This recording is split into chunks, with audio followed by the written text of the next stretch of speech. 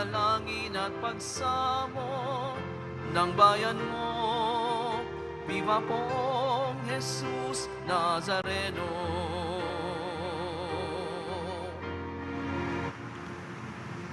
Sa ngalan ng Ama, at ng Anak, at ng Espiritu Santo. Amen. Ang papapala ng ating Panginoong Hesukristo, ang pag-ibig ng Diyos Ama, at ang pakikipagkaisa ng Espiritu Santo, naway sumainyong lahat. At sumaiyo rin. Mga kapatid, tinipon tayo bilang kaanib ng angkan ng Diyos, kaya dumulog tayo sa maawaing Panginoong nagpapatawad ng lubos. Sinugong tagapagpagaling sa mga nagsisisi, Panginoon, kaawaan mo kami. Panginoon, kaawaan mo kami. Dumating na tagapag-anyayang mga makasalanan ay magsisi, Kristo, kaawaan mo kami. Kristo, kaawaan mo kami. Nakaluklok ka sa kanan ng Diyos Ama para ipamagitan kami. Panginoon, kaawaan mo kami. Panginoon, kaawaan mo kami. Kaawaan tayo na makapangyarihang Diyos, patawarin tayo sa ating mga kasalanan at patnubayan tayo sa buhay na walang hanggan. Amen. Manalangin tayo. Ama naming makapangyarihan, dinaramayan mo ang mga nagdadalamhati. Ang matimyas na pagluha ni Santa Monica ay tinugon mo ng pagbubunsod na magbagong buhay si Agusting anak niya. Bilang tugon sa kanilang magkatuwang na pananalangin, loobin mo ang aming tangisan ang pagsuway namin at marapatin mo ang kapatawaran mo ay aming kamtin sa pamamagitan ni Jesucristo kasama ng Espiritu Santo magpasawalang hanggan. Amen. Pagbasa mula sa unang sulat ni Apostol San Pablo sa mga Tesalonika. Mga kapatid, isa pang bagay ang ipinapayo namin sa inyo sa pangalan ng Panginoong Hesus. Sana'y lalo pang pagbutihin ninyo ang pamumuhay ninyo ngayon, pamumuhay na ayon sa inyong natutuhan sa amin, upang kayo'y maging kalugod-lugod sa Diyos. Batid naman ninyo ang mga aral na ibinigay namin sa inyo, buhat sa Panginoong Hesus. Ibig ng Diyos na kayo'y magpakabanal at lumayo sa kahalayan. Dapat maging banal at marangal ang layunin ng sinuman sa kanyang pag-aasawa at hindi pagsunod lamang sa pita ng laman, tulad ng inaasal ng mga taong hindi nakakakilala sa Diyos. Sa gayon, hindi yuyurakan ninuman ang karapatan ng kanyang kapwa, ni pupugayan man ng dangal. Tulad ng sinabi namin sa inyo noon pa, at mahigpit na ibinabala, parurusahan ng Panginoon ang gumawa ng ganitong kasamaan. Tayo'y tinawag ng Diyos upang mamuhay sa kalinisan, hindi sa kahalayan. Kaya, ang sinumang humamak sa aral na ito ay humahamak hindi sa tao, kundi sa Diyos na siyang nagkakaloob sa atin ng kanyang Espiritu Santo. Ang salita ng Diyos. Salamat sa Diyos. Sa Panginooy magalak ang masunurit matapat. Sa Panginooy magalak ang masunurit matapat. Ang puon ay maghahari, magalak ang kalupaan. Lahat kayong mga pulo ay magsaya at magdiwang. Kaharian niya'y tapat at salig sa katarungan. Sa Panginooy magalak ang masunurit matapat. Yaong mga kabundukay natutunaw parang pagkit sa harapan ng dakilang Panginoon ng daigdig. Sa langit ay nahahayag yaong kanyang katuwiran. Sa lupa ay makikita ang kanyang kadakilaan. Sa Panginooy magalak ang masunurit matapat. Ang lahat ng namumuhi sa masamay mahal ng Diyos, at siya ang nag-iingat sa buhay ng mga lingkod. Ililigtas niya sila sa kamay ng mga buktot. Sa Panginooy magalak ang masunurit matapat. Sa tapat ang pamumuhay ay sisinag ang liwayway. Sa dalisay namang puso maghahari kagalakan. Ang matuwid ang gawain ay galak ang masusumpong. Sa maraming kabutihang ginawa ng Panginoon, ang ginawa niyang ito'y dapat nating gunitain, at sa puhon ay iukol ang papuring walang maliw. Sa Panginooy magalak ang masunurit matapat.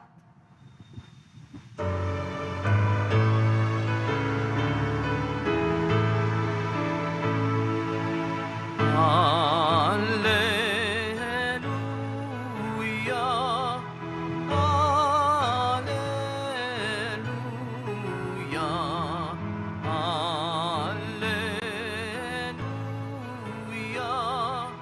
Alleluia.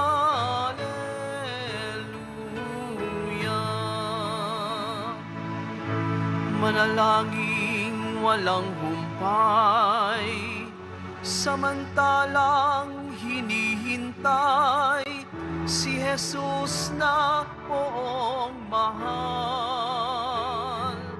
Alleluia, Alleluia,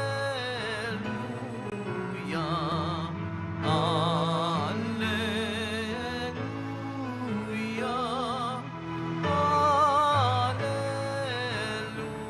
Alleluia. Sumainyo ang Panginoon. At sumayo rin. Ang mabuting balita ng Panginoon ayon kay San Mateo. Papuri sa iyo, Panginoon. Noong panahong iyon, sinabi ni Jesus sa kanyang mga alagad ang talinghagang ito. Dito maitutulad ang pagpasok sa kaharian ng Diyos. May 10 dalagang lumabas upang sumalubong sa lalaking ikakasal.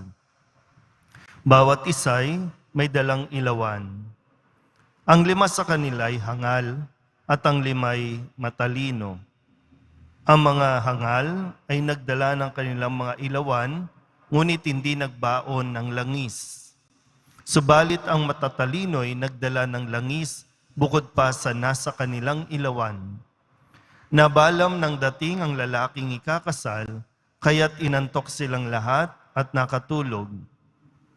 Ngunit ng hating gabi na'y may sumigaw, narito na ang lalaking ikakasal.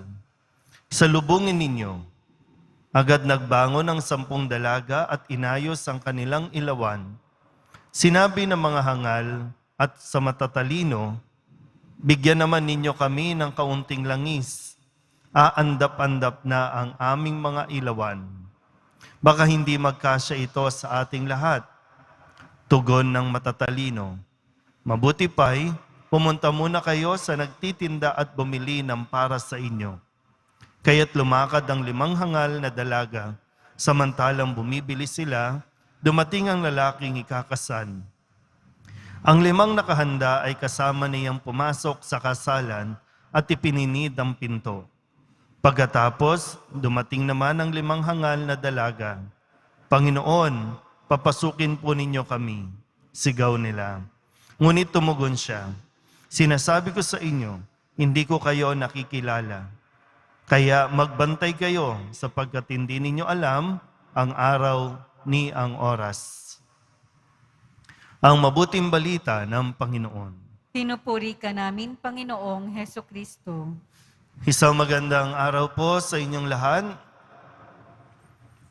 Mula pagkabata ay ako po'y naniniwala na at talagang patuloy ko pong sinasabuhay yung kasabihan natin mga Pilipino na kapag may isinuksok, may madudukot. Ito yung kaugalian na talagang ipinamamana sa atin o pinamana sa atin ng mga kanununuan natin, yung kahalagahan na ikaw po ay nag-iimpok. Bahagi kasi ng pag-iimpok ay yung mayroon kang foresight na tinitingnan mo yung pwedeng mga posibilidad na mangyari pagdating ng araw. Iba naman po yung bagay na kaya ka hindi gumagastos dahil kuripot ka o kaya naman ay sadyang hindi ka nagtitiwala na God will provide. Ibang konteksto po yun. No? Pero dito, sa aking pong pagninilay, napakahalaga na mayroon tayong naiipon o kaya naitatabi. Mahirap po kasi yung waldas. Mahirap kasi yung gastos ka ng gastos. Hindi mo pinag-iisipan yung mga binibili mo kasi gusto mo lang, karapatan ko to, nagpapasaya ito sa'yo. Kaya sa tuwing mayroong online sale, talagang bili ka ng bili. Marami sa atin talaga nakaranas na nauubusan na. Yung sinasabi nga nating paubos na yung balon o sadyang wala nang laman ng balon dahil hindi nga natin ina-anticipate na po pwedeng mawalan ka ng trabaho. Kaya lang talagang nabubuhay tayo sa kada araw lang. No, yung isang kayod, ano ba tawag doon? Kalimutan ko tuloy. No, isang kayod, isang tuka. No? Mahirap po yun. Kaya nga dapat lagi tayong nagtatabi din. Sabi ko nga, lalo ngayon sa panahon ito, kailangan mas maging wais tayo sa mga paggastos, sa mga binibili. No, huwag tayong matukso na ang dami-daming sale. Pero ang daming sale sa online na maya't maya mayroong promo lagi. At ang dami rin namang mga Pilipino ang natutokso na, sige, bili kasi next month, baka may trabaho na tayo ulit. So, may trabaho ko nga, bayad ka naman ng bayad ng utang, so wala ka talaga. Pero yung sa akin po, iyon yung isang natutunan ko, yung kahalagahan na nagtatabi ka para sa mga pang-emergency, nagtatabi ka para sa mga kung may bagyo, may sakuna, meron tayo talagang madudukot para hindi tayo nabubulaga. Mahirap yung andyan na tapos biglang wala talaga tayong ibang makukuhaan na. So, ang mangyayari, hirap na hirap tuloy tayo. Pero higit sa material na bagay, ang mahalaga din po na kailangan nating maipon ay yung kabutihan na ating ginagawa. Huwag po kayong mag-alala kasi anumang kabutihan na ginagawa natin, hindi ito kinakalimutan ng Diyos. Natatabi ito. Para bang, sabi nga dito sa talinghagang ito, para makapasok tayo sa langit, dapat maging katulad tayo ng mga matatalino na hindi lang nakontento na may laman, na langis yung kanilang gasera o kanilang ilawan, kundi meron pang extra. Kasi po pwedeng malate, pwedeng maiba yung pagdating ng oras ng Panginoon. Po pwedeng, yung mga ganong pagkakataon na pwedeng ngayon suriin natin, meron ba tayo, sakasakali lang, yung realidad na marami po sa mga kapwa natin ngayon ang naaabutan na ng kamatayan. Pero kung sakali, tayo po, makakasagot tayo ngayon dahil buhay pa tayo. Kung ngayon ba, dumating ang Panginoon at buksan na ang pinto ng langit, may sapat ba tayong ilawan para makapasok sa langit? Sapat ba yung langis ng kabutihan na mga naipon natin para makarating tayo sa langit?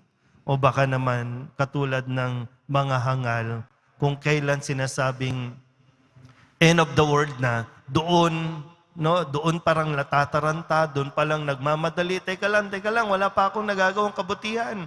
Wala pa akong langis. Sandali lang. Maaabutan tayo ng pagsasara ng pinto ng langit. Kaya nga, yung ilan sa mga kabutihan na pwede natin pagnilayan ng mga binanggit dito ni San Pablo sa kanyang sulat sa mga taga-Tesalonica. Yung pamumuhay na ayon sa inyong natutunan na itinuro niya. Andi dito, nabanggit dito yung kabanalan, nung maging banal at marangal ang layunin ng sino man sa pag-aasawa. Hindi lang pagsunod sa pita ng laman, tulad ng inaasal ng marami. hindi yunuyurakan ang karapatan ng kanyang kapwa. Ito yung ilang mga bagay, no? Ito yung naging daan kung bakit siya naging banal, nabilang sa mga banal, nakapasok ng langit. Dahil sa kanyang walang sawang pagiging mabuting asawa, pagiging mabuting ina, na hindi niya tinigilan yung pag-aalay ng pagdarasal para maging mabuting tao, ma-convert no, mula sa pagiging pagano ang kanyang asawa na bago man lang na lagutan ng hininga ang kanyang asawa, ay ito po ay nagpa-convert, naniwala, nagbalik loob sa Diyos. Ganon din ang kanyang anak na si San Agustin, na naging santo pa. Dating namumuhay sa mga kahalayan, kalaswaan, pero dahil sa pagtsatsaga, pagiging mabuting ina ni Santa Monica kay San Agustin sa kanyang anak, naging santo pa si San Agustin. At ito yung mga langis na naipon ni Santa Monica kung kaya siya po ay nakapasok at pinapasok ng Diyos sa langit. So nawa, bukod sa pamomoblema natin, dahil nga wala na tayo, marami po sa mga kababayan natin, walang-wala na, baka pwede natin din pagtuunan ng pansin, yung mga bagay, baka wala rin tayong kabutihang nagagawa. Mas magbigay din sa atin ng inspirasyon na tumulong sa kapwa dahil ito ang nararapat at ito ang mag-iipon sa atin, magbibigay ng hindi lang sapat, kundi sobra-sobrang langis para makapasok tayo sa langit. Amen.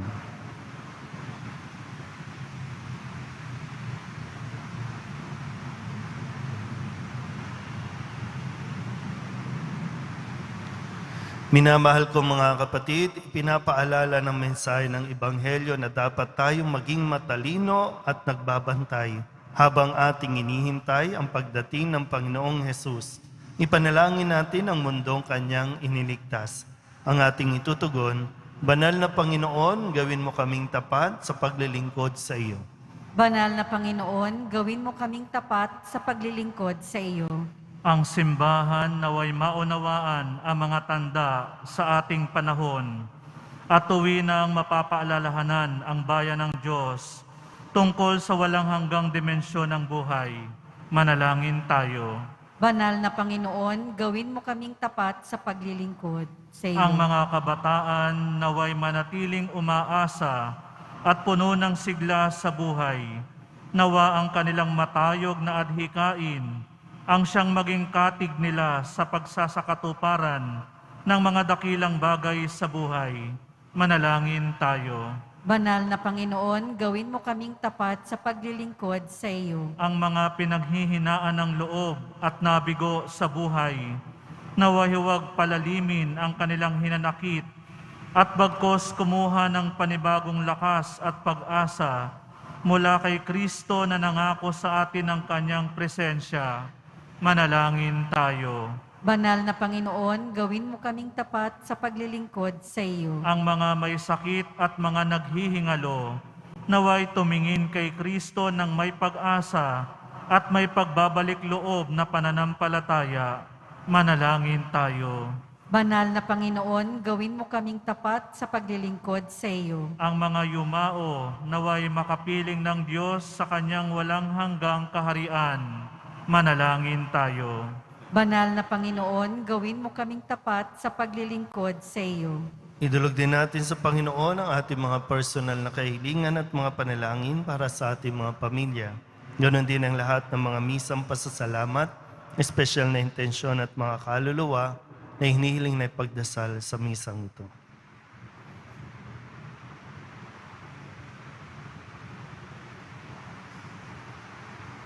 Ang lahat ng ito hinihiling namin sa ngalan ni Kristong aming Panginoon. Amen.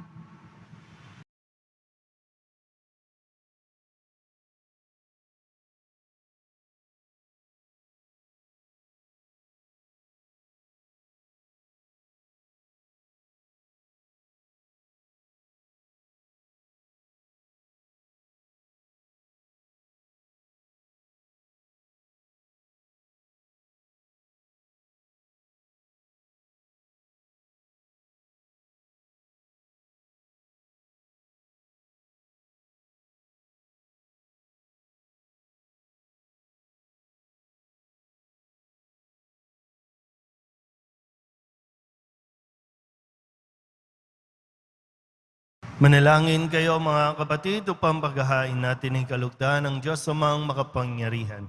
Tanggapin nawa ng Panginoon itong paghahain sa iyong mga kamay, sa kapurihan niya at karangalan, sa ating kapakinabangan at sa buong sambayanan niyang banal. Ama naming lumikha, inihahain namin ang mga alay sa iyong dambana. Ngayong si Santa Monica ay ginugunita, kalakip ang taimtim naming pitaya, na magdulot ang mga ito ng iyong patawad at pagpapala sa pamamagitan ni Jesucristo kasama ng Espiritu Santo, magpasawalang hanggan. Amen. Sumainyo ang Panginoon. At sumaiyo rin. Itaas sa Diyos ang inyong puso at diwa. Itinaas na namin sa Panginoon. Pasalamatan natin ang Panginoong ating Diyos. Marapat na siya ay pasalamatan. Ama naming makapangyarihan, tunay ngang marapat na ikaw ay aming pasalamatan. Ang pagpaparangal sa iyong kabutihay, lagi mong pinaalingaw-ngaw sa iyong sambayanan, sa pagkakaroon ng mga kaanib na maaasahan at tapat, tulad mo sa pananagutan, upang magbunga ang punyagi ng iyong anak, na sa iyong pag-ibig kami makatulad. Ang mga banal na tao'y tumutulong sa lahat, sa pagbibigay halimbawa at pananalangin wagas. Kaya kaysa ng mga anghel na nagsisiawit ng papuri sa iyo, nang walang humpay sa kalangitan, kami nagbubunyi sa iyong kadakilaan.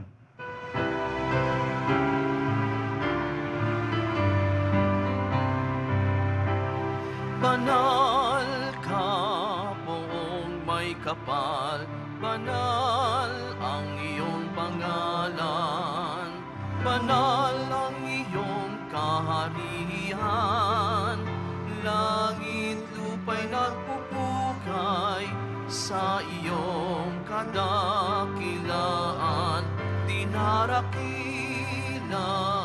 ng lahat ang naparito mong anak, na siyang nagulat sa bulag, sa pilay ay nagpalagat, at nakiramay sa lahat. Ama naming banal, ikaw ang bukal ng tanang kabanalan. Kaya't sa pamamagitan ng iyong Espiritu, gawin mong banal ang kaloob na ito upang para sa aming maging katawan at dugo ng aming Panginoong Hesukristo. Bago niya pinigtis ang kusang loob na maging handog, inawakan niya ang tinapay, inasalamatan kaniya, pinagati-hati ni iyon, iniabot sa kanyang mga alagad at sinabi, tanggapin ninyong lahat ito at kanin, ito ang aking katawan na ihahandog para sa inyo.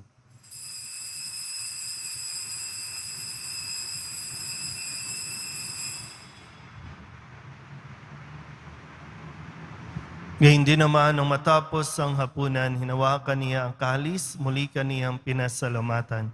Iniabot niya ang kalis sa kanyang mga alagad at sinabi, tanggapin ninyong lahat ito at inumin. Ito ang kalis ng aking dugo, ng bago at walang hanggang tipan. Ang aking dugo na ibubuhos para sa inyo at para sa lahat, sa ikapagpapatawad ng mga kasalanan. Gawin ninyo ito sa pag-alaala sa akin.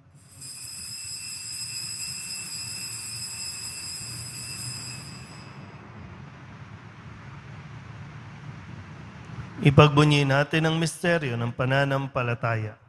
Si Kristo'y namatay, si Kristo'y nabuhay, si Kristo'y babalik sa wakas ng panahon.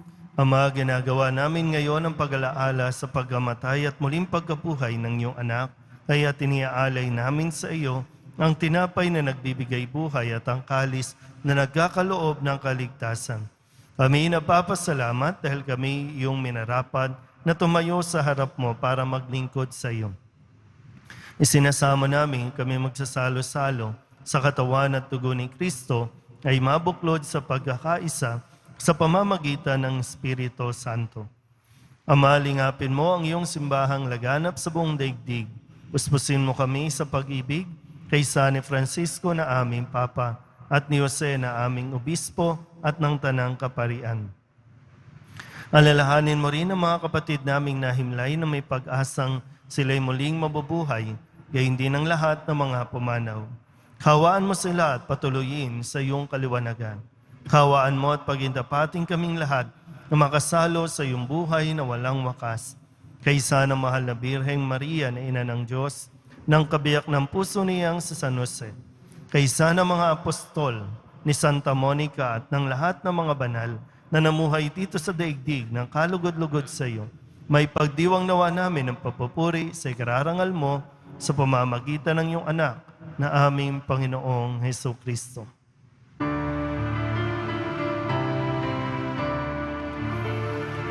Sa pamamagitan ni Kristo, kasama niya at sa Kanya, ang lahat ng parangal at papuri ay sa iyo, Diyos Amang makapangyarihan, kasama ng Espiritu Santo, magpasawalang hanggan.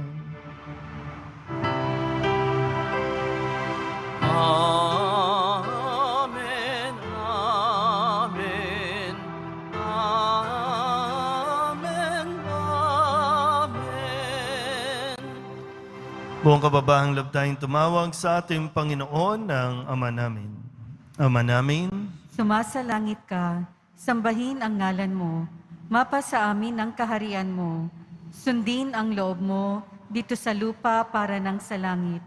Bigyan mo po kami ngayon ng aming kakanin sa araw-araw at patawarin mo kami sa aming mga sala para nang pagpapatawad namin sa mga nagkakasala sa amin.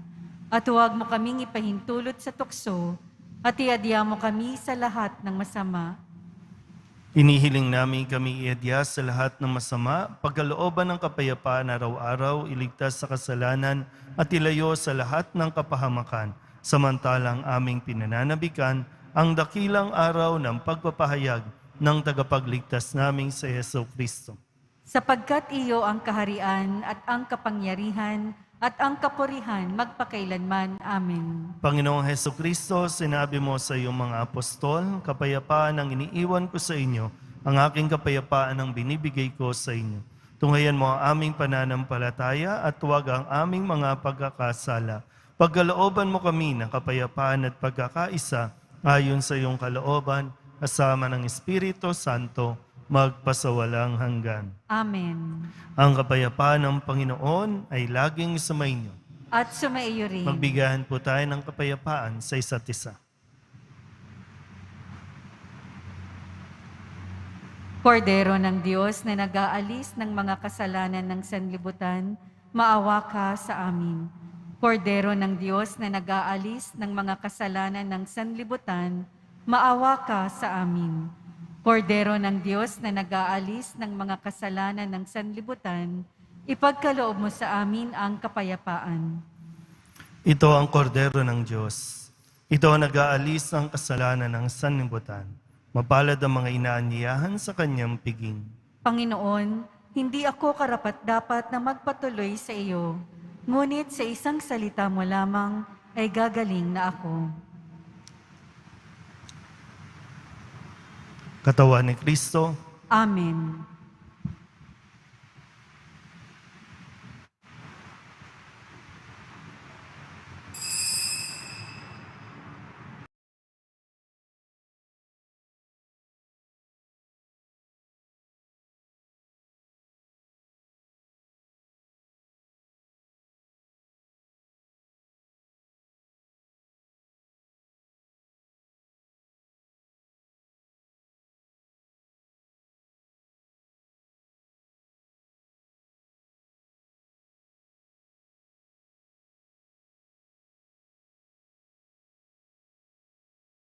Ama naming mapagmahal, ang mga banal na pakikinabang ngayong sa Santa Monica ay pinararangalan, ay magdulot nawa ng liwanag at alab sa aming buhay, upang maging maningas ang mga hangarin naming banal at maging masagana ang mga ginagawa naming kabutihan sa pamamagitan ni Hesus Kristo, kasama ng Espiritu Santo, magpasawalang hanggan. Amen. Sumainyo ang Panginoon. At sumaiyo rin. Manalangin tayo para sa pagbabasbas. Mahal na poong Jesus Nazareno, inihayag mo sa pamamagitan ng krus ang walang maliw na pag-ibig ng Diyos sa sangkatauhan. Pakinggan mo ang kahilingan ng iyong angkan na nagsusumamo sa iyo. Makamtanawa nila ang iyong katugunan at tanggapin ang kasagutan na may utang na loob na tinatanaw. Basbasan din po ninyo ang kanilang mga imahin at dasalan sa kanilang mga tahanan. Sa pamamagitan ng bendisyon na ito, naway maalala nila ang mga pangako nila noon sa binyag, na ikaw ang kanilang ibigin at paglilingkuran bilang Panginoon magpasawalang hanggan. Amen. At pagpalain kayo ng makapangyarihang Diyos, Ama at Anak, at Espiritu Santo. Amen. Tapos sa banal na misa, humayo tayo sa kapayapaan ng Poong Jesus Nazareno. Salamat sa Diyos. Magandang araw po.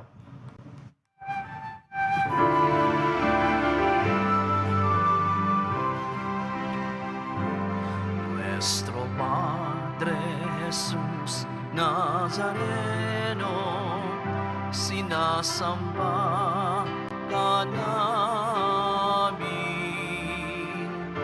pinipintuho ka namin, aral mo ang aming buhay at kaligtasan.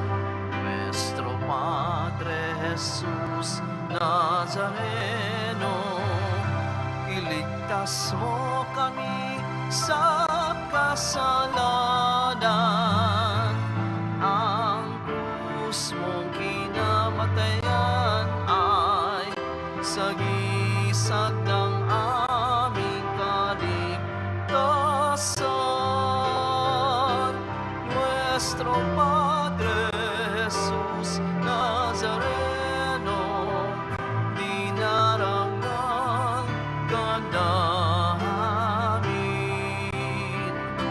Nuestro Padre Jesus Nazareno, niluluwalhati ka namin. Nuestro Padre Jesus Nazareno, dinarangal ka namin. Nuestro Padre Jesus Nazareno,